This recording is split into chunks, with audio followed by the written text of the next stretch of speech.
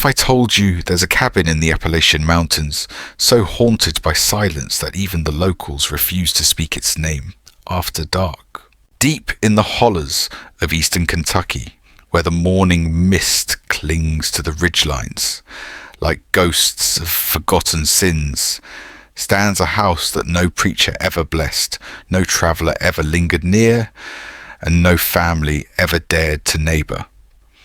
Its floorboards still creak with the weight of secrets too heavy for any foundation to bear secrets that claw their way out of the dirt, no matter how many times generations tried to bury them. And if you listen closely on certain nights when the wind cuts through the pines just right, you can almost hear the echoes of a story so disturbing that 3 generations of mountain families swore never to repeat it. But tonight, we're going to break that silence. This isn't just folklore. This isn't just Appalachian horror whispered around campfires.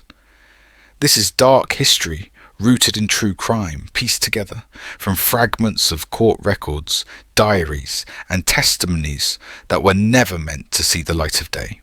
The name at the centre of it all, Delila May Blackwood.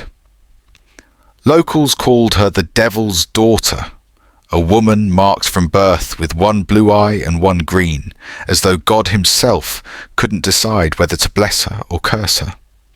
But the truth runs deeper than superstition. It runs deeper than shame. It runs all the way down to the bedrock of what happens when a family decides their bloodline is more sacred than the laws of God and nature combined. This is not a story about poverty, though isolation fed it. It is not simply about madness, though insanity seeped into the Blackwood family tree like poison into mountain water. This is a forbidden bloodline, a nightmare disguised as faith, a chronicle of how silence and twisted loyalty can transform human beings into something unrecognizable. What you are about to hear is one of the most disturbing hidden chapters in Appalachian true crime history. And once you know it, you'll never look at family faith or blood the same way again. What if I told you that hidden deep in the Appalachian Mountains there is a cabin so cursed, so heavy with silence, that even today locals refuse to speak about it after dark? Not because they don't remember, but because memory itself feels dangerous, as though simply repeating the story might awaken what was buried there. This is not just folklore. This is one of America's most disturbing hidden chapters of dark history, a tale of true crime wrapped in Appalachian horror. In eastern Kentucky, where the morning mist clings to the ridgelines like the restless spirits of forgotten sins, there stands a place that time has almost erased. Almost. A house built of weathered pine logs set on rocky soil no farmer ever wanted. A place where no preacher ever dared to climb, no outsider ever stayed overnight, and no neighbour built close enough to hear the cries from within. The floorboards still creak, as if bearing the weight of sins too heavy for any foundation to hold. Locals call it cursed ground, though never allowed after sunset. They say the land itself listens. If you listen closely on certain nights when the wind slices through the pines just right, you might hear it too. The faint echo of a story so shocking, so unholy, that 3 generations of mountain families swore an oath of silence. But silence does not last forever. Secrets claw their way to the surface. And tonight, we are going to tell it. The year was 1923. A circuit judge travelling through the remote hollers of Kentucky stumbled upon a stack of court documents tucked away in the archives of a rural courthouse. Faded ink-yellowed paper, a name scrawled across the top, Delila May Whitlock. What he found inside would haunt him until his dying day. These were not simply records of a crime. They were the blueprint of a nightmare, a forbidden bloodline stretching across decades of abuse and silence. The locals whispered another name for her, the Devil's Daughter. They said she bore the mark of her sins in her eyes, one blue, one green, as though God himself couldn't decide whether to bless her or curse her. But the truth behind Delila May was not superstition. It was not rumour. It was real. And it was worse. Much worse. Because this is not just a story about poverty, though isolation fed it. It is not merely about madness, though insanity ran through the Blackwood bloodline like poison in a mountain stream. This is about a family that chose silence over salvation, tradition over morality, and loyalty over humanity. It is about what happens when a community looks away and when faith is twisted into chains. What you are about to hear has been pieced together from court transcripts, diary entries, and the broken testimonies of those who dared to finally speak. Some of these details have never been made public. Some probably should never have been. But the truth does not care what should or should not be buried. The truth claws its way out. Always. So ask yourself before we go further, what if this was your bloodline? Would you have broken the silence or kept the secret? The Blackwood story begins long before Delila May ever drew her first breath.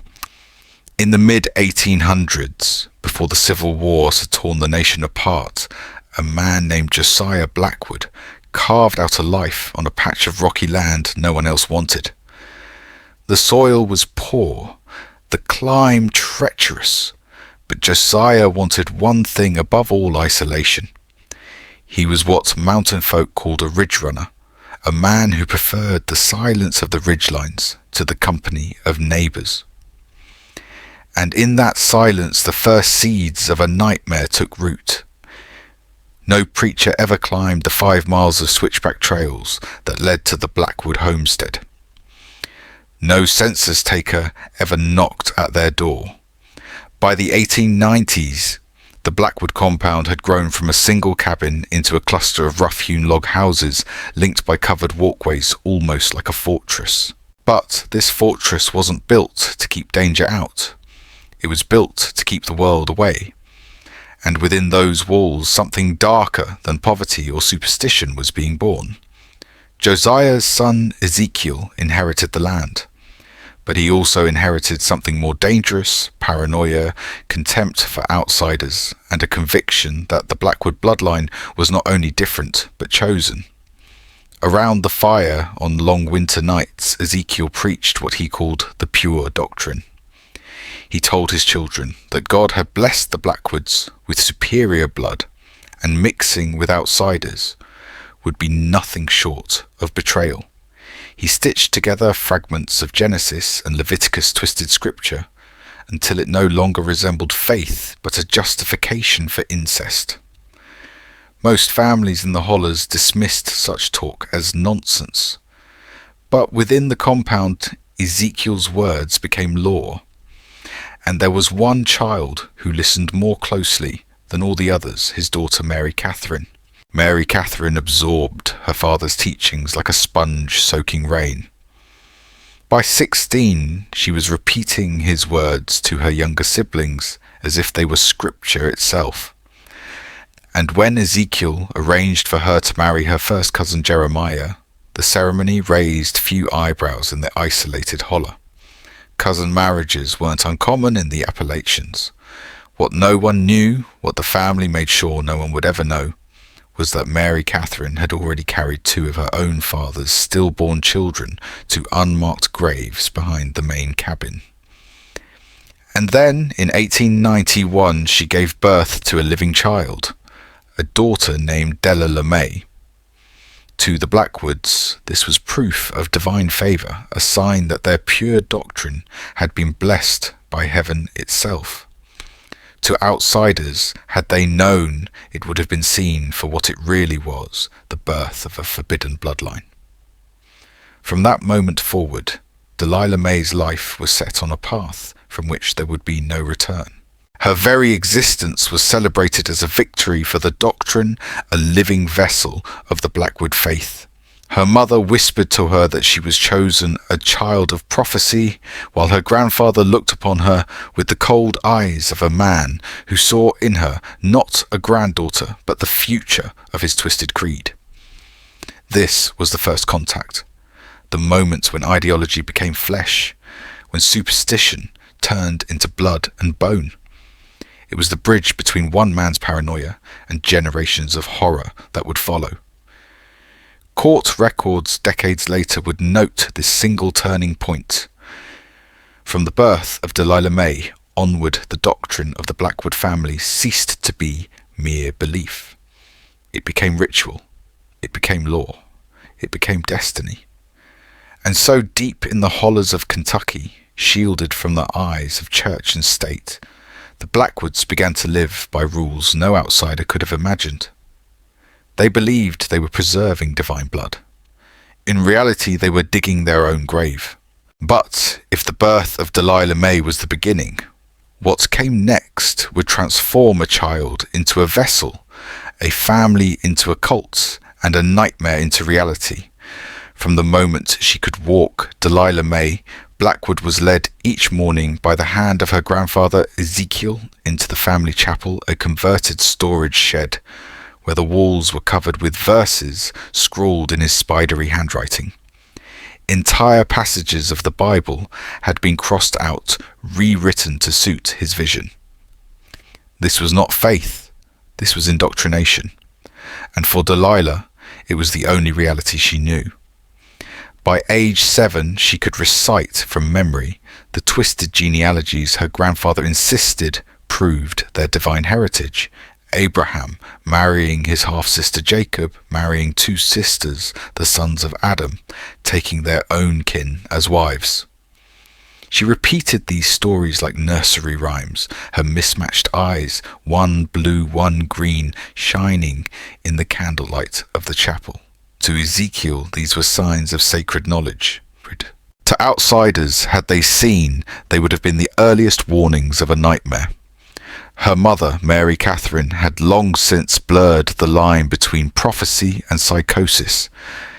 She spoke to Delila in tones of biblical revelation, calling her the chosen vessel, whispering that her mismatched eyes and her slightly twisted left hand were not deformities, but marks of divine favour.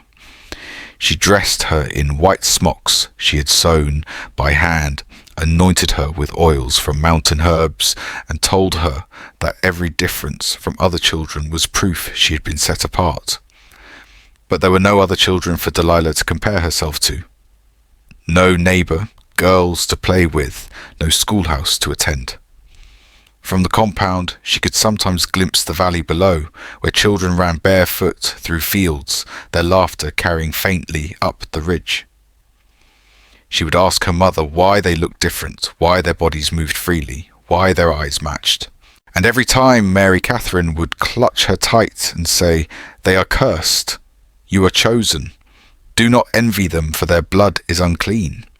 It was isolation perfected, a prison with no walls.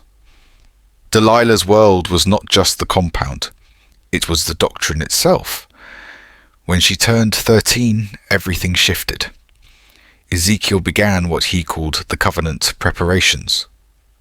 The rituals took place not in the chapel, but in the root cellar beneath the main cabin, where the family stored its winter goods.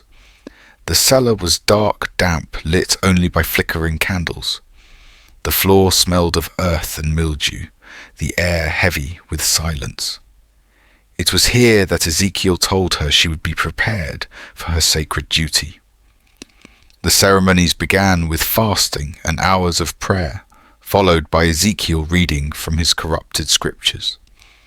Then came what he called purification. Mary Catherine, her own mother, participated willingly. She bathed her daughter, clothed her in a white robe, and whispered encouragement, as though sending her into holy battle. But what Delila faced was not holy. It was grooming disguised as prophecy. Every instinct in her young body told her to run to resist, but resistance was labelled rebellion against God. Tears were reframed as prayers. Pain was reframed as divine testing. Every natural response was weaponized until Delila no longer trusted her own mind. By the winter of 1905, the transformation was nearly complete. Witnesses decades later would describe her as present in body, absent in spirit. She moved through the compound like a sleepwalker, her eyes hollow, her words empty echoes of the doctrine drilled into her. Ezekiel declared this a victory proof she had reached spiritual maturity. But what really happened was far darker. A child had been broken.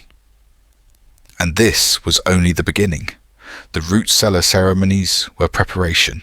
The true horror, the moment that would turn Delila May into the devil's daughter in name and in flesh, was still to come. By the summer of 1906, the rituals in the cellar had done their work. Delila May, barely 15, no longer resisted. She no longer cried. She simply obeyed, her spirit ground down until silence became her only refuge. Ezekiel declared her ready, and what came next would not just scar her life, it would shatter her humanity. The family prepared for weeks. Mary Catherine cooked and cleaned obsessively, muttering prayers under her breath. Wildflowers were gathered from the hills, woven into crude decorations for the chapel. Strange hand-carved symbols, which Ezekiel claimed were ancient Hebrew blessings, were nailed to the walls. To outsiders, it might have resembled a wedding. But this was no wedding. This was the codification of a nightmare, a ritual designed to make incest divine. On the night of the summer solstice, the family gathered in the chapel. Ezekiel wore black woolen robes sewn by Mary Catherine's hands. Delila stood in the same white garment she had worn during the purification ceremonies. Her younger siblings, children, who were at once her brothers and her uncles, her sisters and her aunts, watched from the shadows. The candles flickered, throwing warped shapes on the walls as Ezekiel spoke. He preached about bloodlines, about purity, about the ancient patriarchs who married within their tribes. He twisted scripture until the words lost all meaning. And then he declared Delila May to be his covenant wife, bound by what he claimed was divine law. Her eyes stared ahead, mismatched, unblinking, as though fixed on something beyond the walls. When he commanded her to recite vows he had written, she spoke in a hollow monotone. The words were about duty, purity, sacred destiny, but they sounded more like a death sentence. Court documents decades later preserved witness testimony from one of her brothers. She spoke, but her voice was not her own. It was like hearing someone speak from the bottom of a well. That night, in the eyes of the Blackwoods, Delila May ceased to be a child. She became a vessel, a covenant, property of her own grandfather. By October of that year, she was pregnant. The family celebrated, holding feasts in the chapel, proclaiming the child proof of God's blessing. In the spring of 1907, she gave birth to a son. They named him Ezekiel Jr., a child who was at once son, grandson, and great-grandson. The boy was born with severe deformities, twisted limbs, a cleft palate. Any doctor would have called it the tragic consequence of inbreeding. But Ezekiel held the baby up to the light and proclaimed him an angel proof that their doctrine was true. The more broken the body, the more sacred the soul. That was the Blackwood logic. Over the next 8 years, Delila would give birth to 6 more children, each marked by genetic damage. Some were blind. Some could not walk. One daughter never developed beyond the mind of a toddler. Yet Ezekiel only grew more convinced. Each defect became a blessing, each tragedy a sign of holiness. And Delila May, she faded further into shadow. She moved through her days like a ghost, caring for children who were both hers and not hers, speaking only in fragments of scripture that Ezekiel had burned into her. Her eyes no longer reflected fear or hope, only absence. This was the moment the Blackwood doctrine ceased to be words on paper or sermons by firelight. It had become flesh, blood, bone, and horror. But if you think the nightmare ended with that ceremony, you're wrong. Because what came after was not just survival in silence, it was a descent into a living hell that no outsider could ignore forever. By 1917, the Blackwood compound had grown into something almost unrecognizable. 17 souls lived within its collapsing cabins, nearly all of them bound by blood in ways nature had never intended. Children with twisted limbs wandered barefoot through the yard, their cries echoing into the trees. Some could not speak. Some could not walk. And at the centre of it all was Delila May, only 26, but already looking decades older. Her mismatched eyes dulled into emptiness. To her children she was both mother and sister. To herself she was nothing at all. That summer a forest ranger named Thomas Mitchell followed a wounded deer deep into the Kentucky hills. What he stumbled upon would haunt him until his last breath. Smoke rising from chimneys where no settlement was marked. Ramshackle buildings clustered like a forgotten village. And then the figures' children with hollow eyes and broken bodies, adults who shuffled as though they had never known the outside world. Mitchell later wrote in his report, "I could not tell who was parent and who was child. All bore the same marks, the same silence, as if the blood itself had betrayed them. The investigation took 2 years. Untangling the family tree was nearly impossible. Brothers were uncles, mothers were sisters, fathers were grandfathers. Every branch twisted back upon itself. When the case finally reached court, even hardened officials described the records as the most disturbing family secrets ever uncovered in Appalachian history." Ezekiel was arrested, but he died in custody before he could stand trial, taking with him the darkest details of his so-called doctrine. He never confessed. He never repented. He went to his grave convinced he had preserved holy blood. Delila May and her children were removed from the compound and placed under state care. But the damage was irreversible. Witness accounts describe her wandering the halls of a psychiatric hospital, still speaking in the cadence of prophecy, repeating verses her grandfather had drilled into her as a child. She never again spoke of herself. She only spoke of duty, of purity, of sacrifice. Her body survived, but her soul had been stolen long ago. In 1920, by court's order, the Blackwood compound was burned to the ground. The cabins, the chapel, even the cellar where the rituals had taken place, all reduced to ash. But fire does not erase memory. Locals say that on quiet nights, when the wind cuts through the pines just right, you can still hear the echoes of children crying on that ridge. And if you walk the ground where the chapel once stood, some claim the soil feels warmer, as though the earth itself is trying to smother what it remembers. The Blackwood family became legend, a cautionary tale whispered in Appalachia, the story of a bloodline that turned faith into prison and loyalty into horror. But the truth is darker than legend, because what happened there was not folklore. It was not ghost story. It was real. It was true crime. And it proves that sometimes the most terrifying monsters are not the ones that haunt the woods at night, but the ones who sit at the head of the family table. So remember, this silence does not protect. Tradition does not sanctify. And secrets, no matter how deeply buried, will claw their way back to the surface. Always. The story of the Blackwood family is not simply about a forgotten cabin in the Appalachian Hills. It is not even only about Delila May, the girl the locals whispered of as the devil's daughter. At its core, this is a reminder.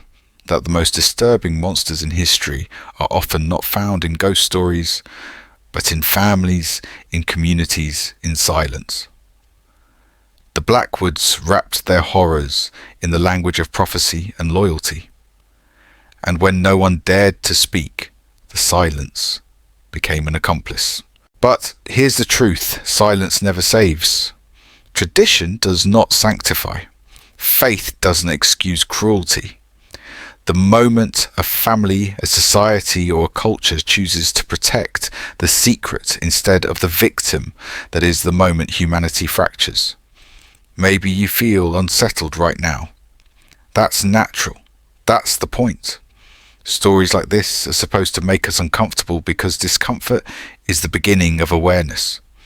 And awareness is the beginning of change. If the Blackwoods had been confronted earlier, if someone had broken the silence, Delila May's life and the lives of her children might have been different. So let this story haunt you, but also guide you. Let it remind you that the line between faith and fanaticism, loyalty and tyranny, love and control is thinner than we want to believe. And sometimes history's darkest lessons are the ones that come from places closest to home.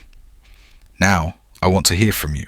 If this had been your community, would you have spoken up or would you have stayed silent? Drop your thoughts in the comments. I read everyone.